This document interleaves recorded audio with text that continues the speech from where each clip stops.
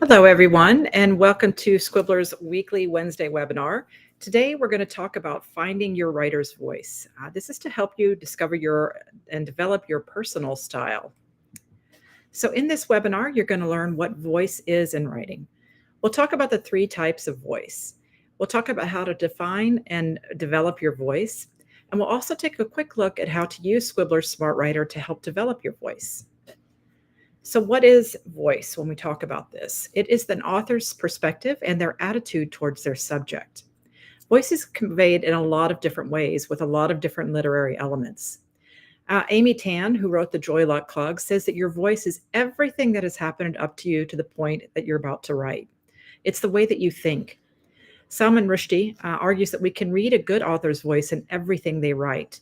Voices are distinct and unique. So what makes you different from every other writer? This is something to think about. A narrator's voice is the narrator's perspective on things and their attitude toward their subject. And that's going to be different from the author in some cases. So how is the narrator in your story going to tell their story? What is their approach to life?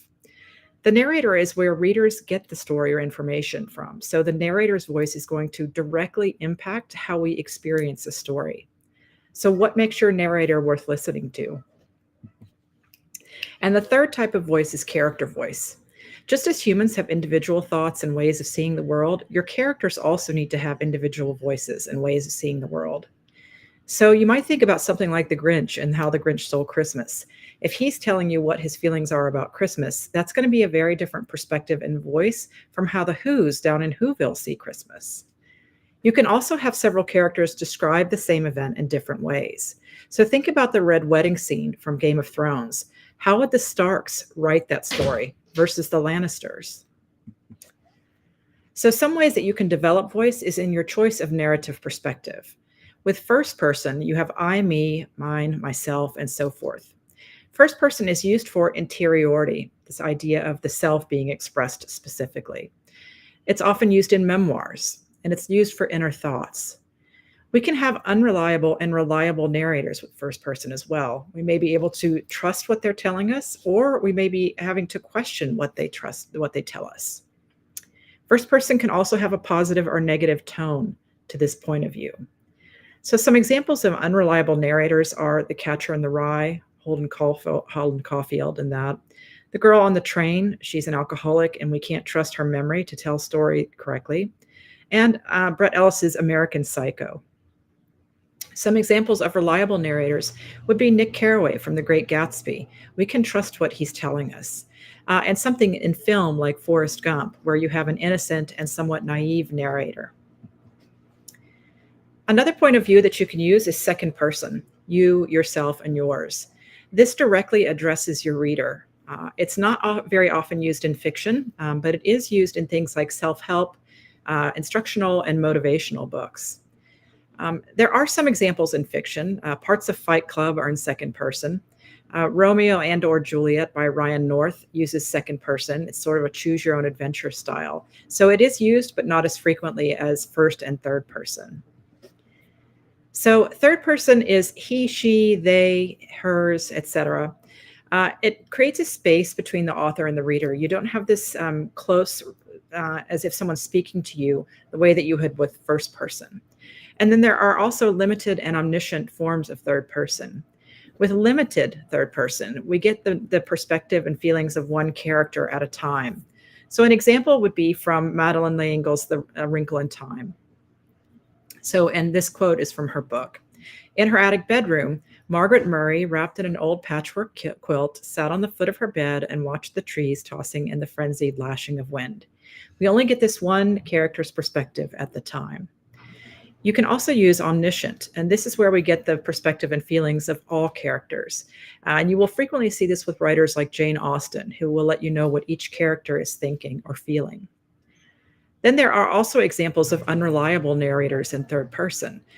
Big Fish, which was later made into a film, is third person, but it's limited and unreliable. We can't really be certain of the stories that we're hearing in this narrative.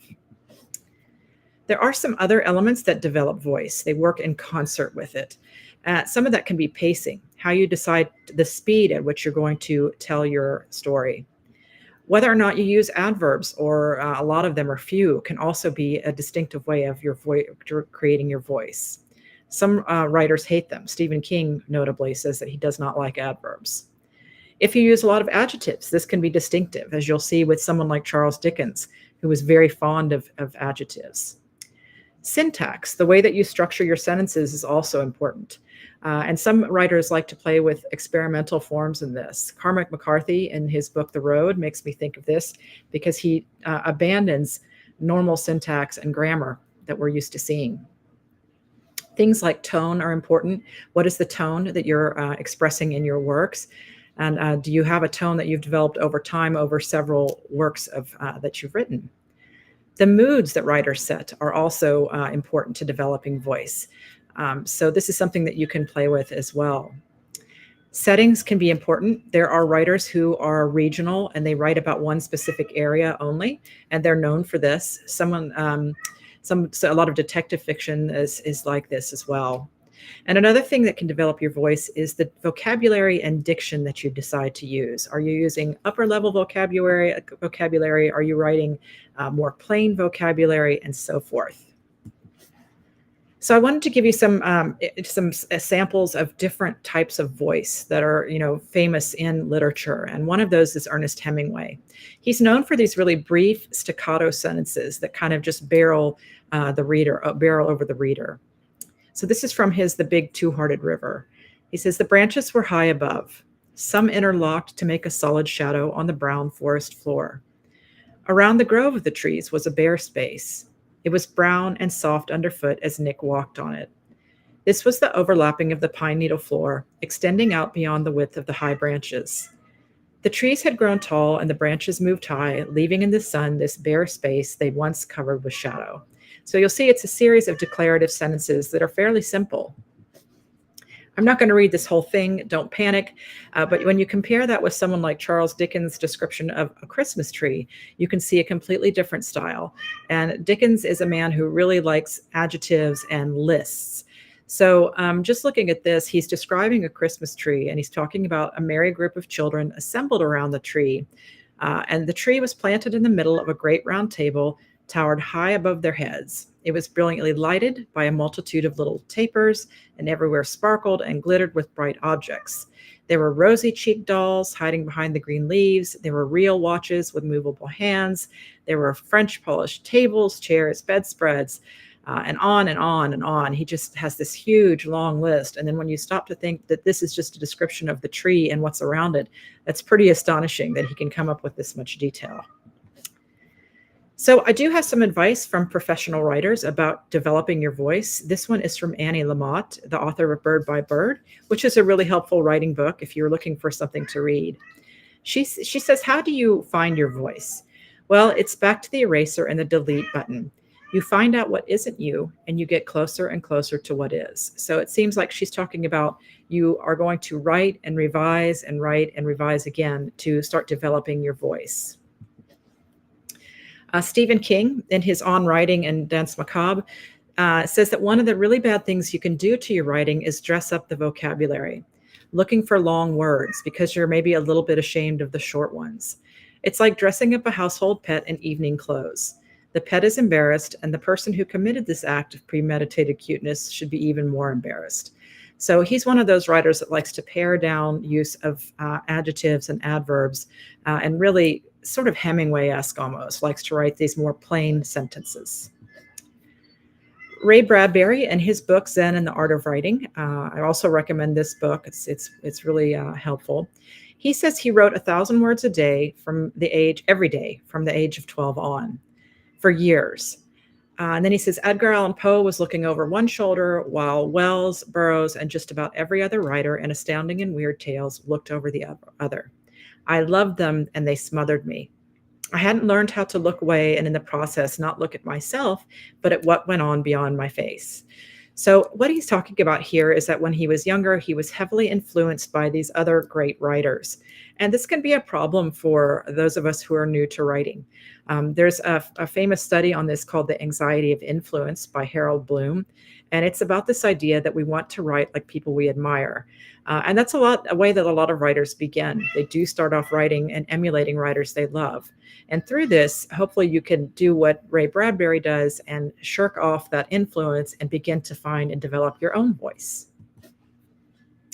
So I thought we'd take at least a brief look at how to use the Smart Writer and how you can use AI to develop your own voice. So I used a sample here from Jane Austen's Persuasion. And the quote here is from her book.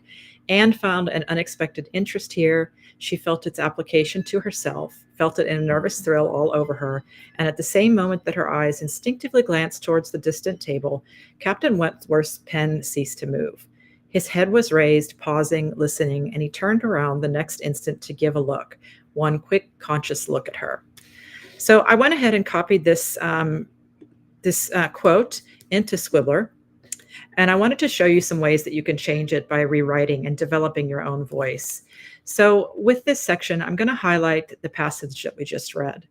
And you can go to Rewrite, and then I would suggest Custom here. And what you can start to do with the custom function is use the AI to develop your own voice. So I put rewrite with more description and adjectives. So I wanted to change this and to have more adjectives. And this is something that I might use in my own writing if I want to develop my voice. So here it's going to change the writing to include more description and more adjectives. You're going to see that it's creating a lot more for me. And it's got exactly what I've asked for in it. So if I do this repeatedly, I can start to use the AI to develop a specific voice for me by using the custom function and telling it that I want to do things like this. I want more description. Maybe I want more flowery language. Maybe I want more romantic language. And this is going to help me start to develop a voice with the AI as well. So we do have a voice worksheet to go with this presentation for you on our Discord server. So you can use that to decide how you want to approach your writing. And remember, your voice can be different from one book to another. Cormac McCarthy, a lot of his books are very different voices and styles. So that one is someone to look for. So then think about how you're going to develop your voice and write at least 20 words on a new draft in Scribbler. After you've done that, you can use either that custom rewrite, you can use generate a scene, or any of the guided writer functions to continue your writing and start to develop this voice that you want to create for yourself. Another thing that you can do is either here on the YouTube channel, share your writing in the chat, share a sentence that you're proud of that you feel demonstrate your voice. Or if you're on our Discord server, feel free to leave a sentence that you feel really demonstrates who you are as a writer.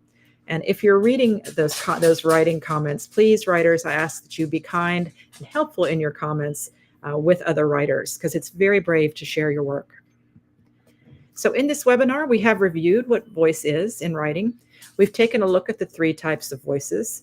We took a look at some ways to find and develop your voice, and then how to use Scribbler's Smart Writer to also further develop your voice with AI.